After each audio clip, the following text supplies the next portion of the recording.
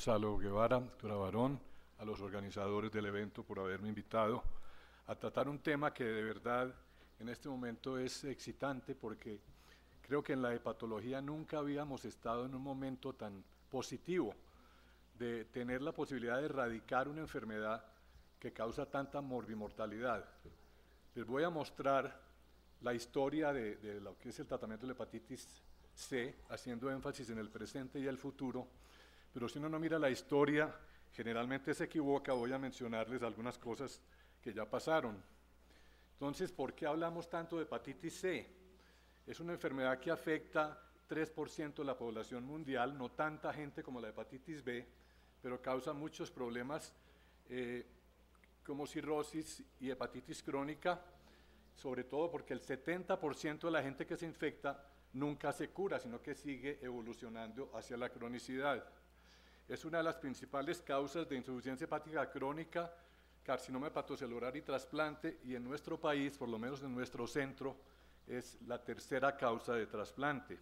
Estamos viendo un aumento muy grande de hepatocarcinoma relacionado con hepatitis C, y afortunadamente, y casi que por primera vez les puedo decir que es prevenible y tratable con medidas adecuadas y oportunas principalmente, y con medicamentos extraordinarios que han salido en los últimos años. Estuvimos mucho tiempo en la época del interferón, y en el New England Journal of Medicine sacaron un nombre que es: se acabaron los interferólogos. Los hepatólogos nos volvimos especialistas en manejar un medicamento. Eso se va a acabar. Todo el mundo quiere que ese medicamento pase a la historia y evolucionemos a medicamentos con menos efectos adversos. Sin embargo, hay que reconocerle el mérito al interferón pegilado con la ribavirina, que fue el primer tratamiento efectivo que genera una respuesta sostenida del 40% de genotipos 1, 4, 5 y 6 y de 70-80% de los genotipos 2 y 3. ¿Cuál es el problema? Que tiene muchos efectos adversos. Yo no creo que se los tenga que detallar, pero poner un paciente en esto es como una quimioterapia más leve. Los colombianos hablamos de guayabo después del alcohol. Yo les digo a mis pacientes, es como tener un guayabo con gripa durante 6 meses a 12 meses. Y los pacientes se deprimen, se sienten muy mal, se intentan matar, y entonces hay que tener mucho cuidado en la selección de ellos. Con el interferón y la ribavirina aprendimos muchas cosas y que siguen siendo importantes, que son qué factores existen para predecir respuesta, porque si es un tratamiento costoso, difícil, largo, quisiera uno poderle decir al paciente: mire señor, usted tiene buen chance o no tiene chance, esperemos a cosas nuevas. La respuesta guiada por la terapia es una cosa nueva, relativamente reciente. Quiere decir que si el paciente responde rápidamente al tratamiento, tiene mucho más chance de responder después de terminarlo. Las mujeres nos ganan como en todo, responden más. Si uno es muy gordo, esto implica dosis más altas, se asocian a hígado graso y eso disminuye la respuesta. Lo mismo la diabetes. Mientras más fibrótico esté el paciente, más difícil es tratarlo y menos respuesta hay. Los mayores no respondemos bien. Y el 80-80-80, es decir, que el paciente se haya tomado las drogas el 80% del tiempo y se las haya inyectado y no haya parado, es importantísimo. También los medicamentos que utilizamos. Si es la interferón y ribavirina versus los nuevos o los últimos, pues obviamente la diferencia en respuesta es muy grande. Desde el punto de vista del virus, el genotipo es fundamental. El 2 y 3 responde fácilmente. En cambio, el genotipo 1 hay que tratarlo más tiempo. Si el paciente tiene una carga viral muy alta, no es que tenga una enfermedad más severa, no hay asociación, pero la respuesta al tratamiento es inversamente proporcional a la carga. Mientras más alta, menos responde el paciente. Y si tiene muchas cuasiespecies, se discute si es beneficioso o no. Entonces, ¿por qué estamos hablando de tratamiento? No solamente por el interés de tratar a nuestros pacientes, sino que se ha demostrado que si uno logra una respuesta viral sostenida, y esto quiere decir que el virus sigue negativo 6 meses después de parar el tratamiento, se disminuyen todas las complicaciones. Descompensación en azul, la respuesta sostenida, necesidad de trasplante, hepatocarcinoma y muerte relacionada con el hígado. También se ha demostrado que muchas otras causas cardiovasculares y circulatorias se aumentan y disminuyen con el tratamiento efectivo.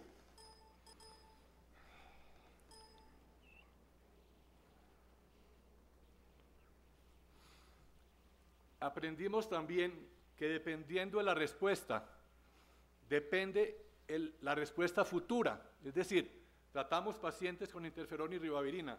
Dependiendo cómo les fue en el tratamiento, podemos predecir hacia el futuro cómo les va a ir en los tratamientos nuevos. Y entonces hay tres respuestas. La nula es el paciente que no le baja la carga viral durante el tratamiento. La parcial es que le baja más de 2 logs pero recae. Y la recurrencia es que le sale el virus después de terminar el tratamiento. Aquí están definidos para que no se les olvide. Reaparece el virus después de terminar el tratamiento, es lo mejor que uno quisiera tener. Y la respuesta a estos pacientes es igual a la de los pacientes vírgenes o naive en inglés, que nunca se han tratado. En contraste, los que no respondieron bien, parcialmente o nulos, tienen mucho menor chance de responder a las terapias futuras. Un aspecto que a mí me ha atraído mucho y que me gusta es la genética y la medicina. Resulta que en el 2009, en 3 estudios en diferentes continentes del mundo, se demostró que la respuesta al interferón estaba determinada genéticamente por un SNP, un nucleótido simple, y termina ese nucleótido en 60. Esto lo estudiaron en todo el mundo. En verde está el CC, que es el genotipo favorable, y en azul el desfavorable. Noten ustedes que en el Asia y en el África, el CC, que es el favorable, es muy común, entre nosotros es menos, pero aquí en Colombia, en un grupo indígena, encontraron casi que el 40% de positividad, más raro en los Estados Unidos. O sea, si uno tiene CC, responde mucho mejor que si tiene CT o si tiene TT, y esto lo veremos a continuación. Aquí está muy claro. Si ustedes tienen el CC, miren la respuesta que tiene el paciente, 80%. En cambio, si tienen los otros dos, se baja a menos de la mitad, y eso depende de la raza.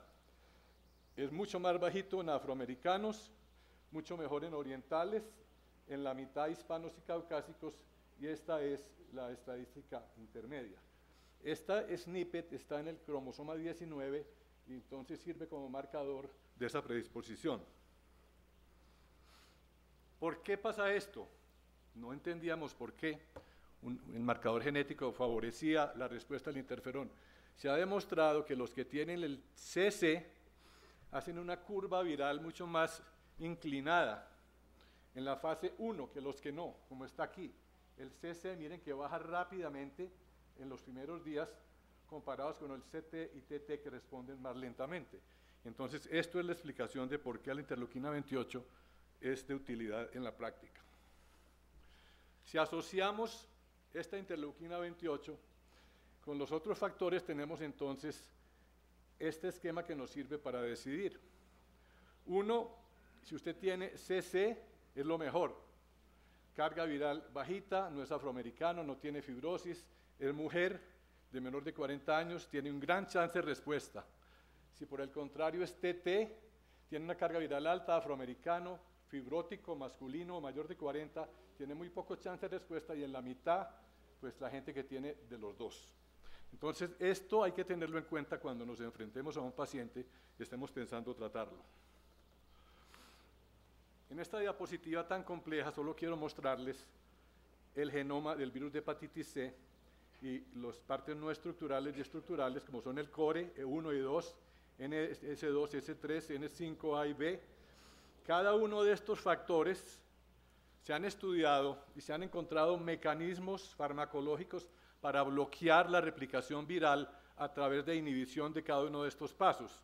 Los primeros que se descubrieron fueron los de las proteasas NS2 y S3, que son el Boceprevir y el Telaprevir, que están aprobados en Colombia. Entonces pasamos del estándar de cuidado. En el 2011 en los Estados Unidos se aprobó, en nuestro país en el 2012 llevamos más de un año estarlos utilizando, y son el Boceprevir y el Telaprevir. que se utilizan siempre en combinación con interferón y ribavirina. No pueden utilizarse solos, no funcionan. Y si el tratamiento no responde a uno, no se puede cruzar con el otro, tienen ese problema. ¿Cuáles son los problemas que tiene? Boceprevir, 12 tabletas al día, más las de ribavirina y más las inyecciones. Tratamiento entre 6 y 12 meses, muy costoso. Ahora les mostraré.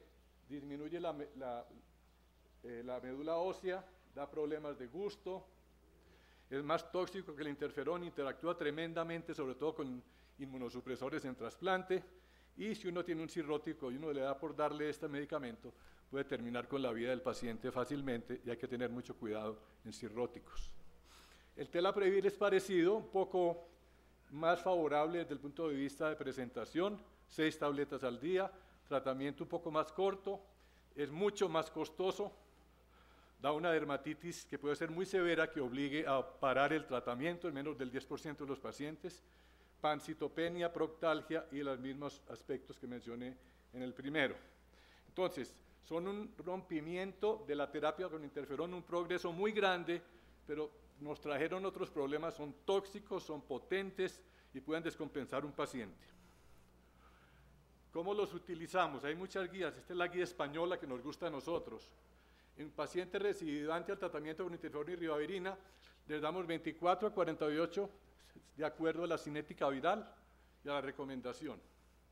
Si el paciente era un no respondedor con respuesta parcial, miramos qué tanta fibrosis tiene. Si no tiene fibrosis, ese paciente no tiene urgencia de tratamiento. Y no aconsejamos tratarlo, sino esperar a los nuevos. Si por el contrario tiene más de F2, generalmente lo tratamos por 48 semanas con la terapia triple. En los pacientes con respuesta nula, previa, que están muy levemente fibróticos, tampoco los tratamos.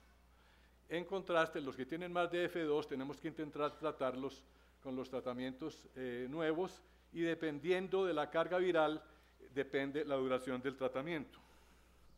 Se han inventado reglas de parada, a mí no me gusta ese nombre, reglas de suspensión, más me parecen mejores. Entonces, este es el telaprevir en pacientes nuevos y con recaída, que en la práctica significan lo mismo con este medicamento. Entonces, le medimos la carga viral a los 4, 12 y 24 y tienen que estar negativos porque si no, entonces pensamos en suspender el tratamiento porque no va a funcionar y va a generar resistencias. En contraste, si esta es una respuesta parcial, generalmente nos vamos hasta las 48 horas, pero también tenemos que mirar 4, 12 y 24, la carga viral, que no puede estar por arriba de 1000. El boceprevir es un poco más complejo, tiene una cosa que se llama el lead-in que le da interferón y ribavirina por un mes para medir sensibilidad al interferón. A muchas personas les gusta mucho, no se utiliza con el telaprevir, y de ahí en adelante se trata de acuerdo a la respuesta y de acuerdo al tipo de paciente, también utilizando reglas de parada que son un poco más estrictas que con el telaprevir. Este es un paciente cirrótico con respuesta nula que siempre nos vamos a 48 semanas de tratamiento utilizando las mismas reglas de parada. Entonces, estos son los estudios de registro, que son 5 estudios de interferón y ribavirina. Solamente quiero resaltarles que miren las respuestas sostenidas y las comparen con la terapia estándar que hay aquí. Esto era lo que había con interferón y ribavirina, esto es lo nuevo. Hemos pasado de 40 a 70% con los 2 medicamentos, dependiendo del tipo de paciente y la duración de él. Lo que les decía, si usted fue una recaída, mire que le va mucho mejor que si fue un individuo que respondió parcialmente o no respondió. Y lo mismo pasa en el caso del boceprevir. Telaprevir como boceprevir, su respuesta depende de la respuesta previa. La interleuquina, si usted tiene CC, miren la respuesta tan buena, si tiene CT o TT, es mucho más baja, y lo mismo pasa con el boceprevir en los estudios de registro.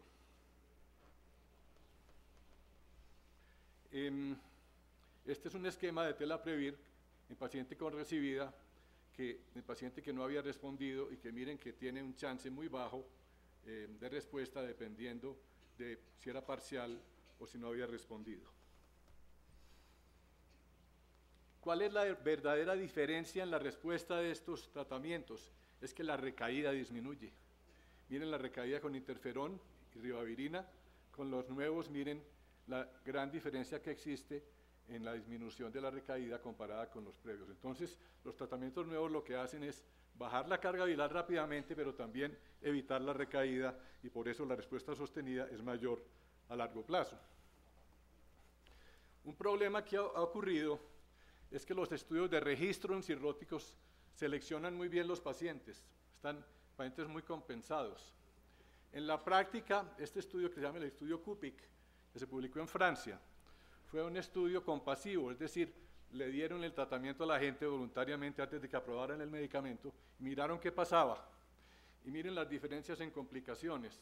Sprint y Response con Boceprevir, 9 a 12% y 2 a 17% de complicaciones, y el Telaprevir muy bajitas también. Miren en este estudio la diferencia tan grande que hay en complicaciones, y eso es lo que nosotros hemos visto. No es tan fácil tratar a esos pacientes, hay que tener mucho cuidado y seguirlos muy bien. Se han encontrado factores predictores de toxicidad, que si usted tiene una albúmina bajita, unas plaquetas de menos de 100.000, no se meta a tratar a ese paciente porque se va a meter en dificultades. Y nos hemos metido en ellas en algunos pacientes.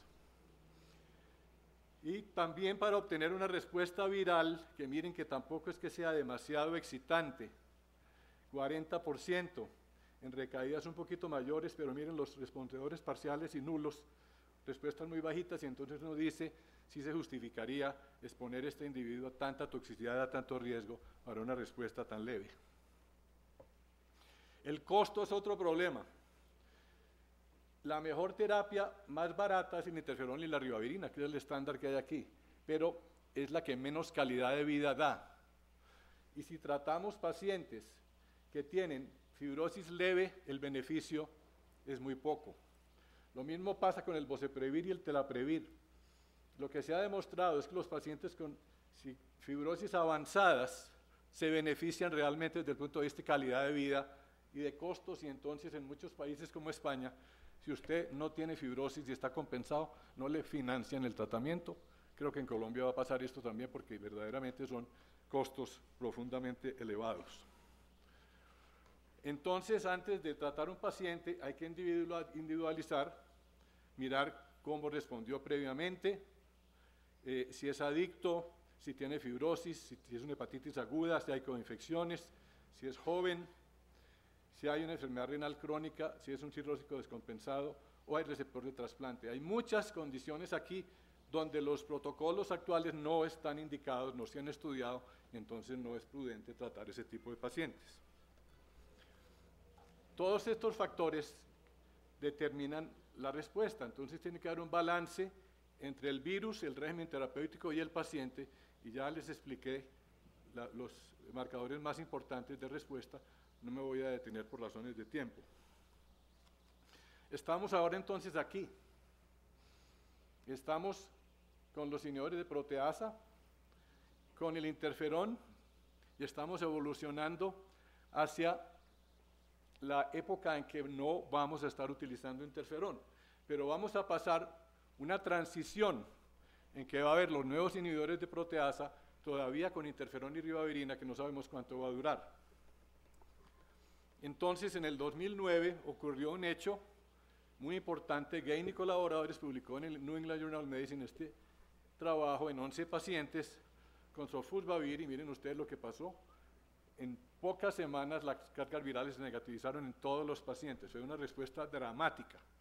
Lo mismo pasó con el daclazavir y otro antiviral que también fue evaluado rápidamente y demostrado ser muy efectivo. ¿Qué medicamentos tenemos? Aquí no están todos. Entonces, cada uno de estos, como les dije, los inhibidores de proteasas inhiben S2, S3, NS5 inhibe una proteína que no se conoce muy bien su función, el N5B, que es la RNA polimerasa, y otros nucleósidos que se están estudiando. Los tratamientos nuevos combinan cada uno de estos inhibidores para tratar de aumentar la efectividad. Ya casi voy a acabar. Este fue el estudio electrón que muestra en genotipos 2 y 3 con sofosbuvir sin ribavirina e interferón. Miren la respuesta, 100%. Y todos los estudios con sofosbuvir, neutrino, fisión, todos, casi sin excepción, dieron respuestas sostenidas a 12 semanas por arriba del 70%. O sea, es un cambio dramático y este medicamento es el que más chance tiene de ser aprobado rápidamente. Existen otros medicamentos, como son el Cimeprevir, el Faldaprevir, que están en estudio también y que tienen, miren, un gran potencial, porque tienen respuestas de 80% y más. Todavía en estos trabajos se utiliza el interferón. Entonces les voy a mostrar rápidamente un popurrí de cosas para que se enteren de en qué estamos. El sofosbuvir más ribavirina, miren la respuesta, más del 90%. Lo mismo en genotipo 2 y 3, 99% en algunos estudios comparados con el tratamiento estándar. Son muy bien tolerados. Comparemos efectos adversos de este medicamento contra el interferón y la ribavirina y hay diferencias significativas. El Cimeprevir, lo mismo, casi que 90% de respuesta sostenida, sobre todo en los pacientes que hicieron respuesta guiada por el tratamiento. También muy seguro, muy pocos efectos adversos, de pronto un poco de hiperbilirubinemia, pero por competencia con el medicamento, no por insuficiencia hepática. La fibrosis lo mismo, nos afecta todavía, mientras más fibróticos estemos, menos responde el tratamiento, y esto pasa con todos, casi que ninguno se libra de este problema. Efectos adversos mínimos, mucho menores que el interferón y la ribavirina. Finalmente, este estudio que salió hace muy poco, que es el estudio Lone Star, que se hizo en los Estados Unidos combinando sofosbuvir con ledispravir, que nos lo mostraron ahora en la sociedad, es dramático porque miren ustedes, en todos estos pacientes, entre 8 y 12 semanas, 95 a 100% de respuesta. Pensamos que este va a ser el primer medicamento que van a probar en diciembre de este año. Y se busca en este momento combinar todos estos, que es la resistencia, que sea pangenotípico, que sea eficaz, que tenga pocos efectos adversos y que no tenga interacciones, combinarlos buscando el medicamento mejor y de mejor costo. Finalmente esto fue lo que pasó, salimos del 6%, vamos en 80 a 100% de respuesta con posibilidades de curación. Termino entonces diciendo que la mitad de los pacientes tratados previamente con interferón y ribavirina deben ser retratados con diferentes medicamentos. El conocimiento de la respuesta previa, como les insistí, determina cómo va a ser la futura. La genética y el lead-in nos ayudan a saber quiénes son sensibles al interferón y el riesgo de inducir mutantes resistentes.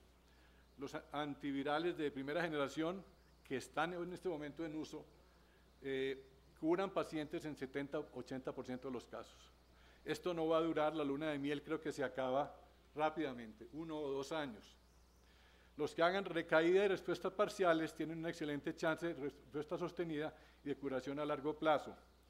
Los nuevos antivirales que van a obtener, que se erradique el interferón, que tratemos pacientes más fácilmente, por menos tiempo y que curemos por primera vez la hepatitis C. Finalmente, el trabajo en equipo es lo que hace que podamos hacer todas estas cosas. Muchas gracias por su atención.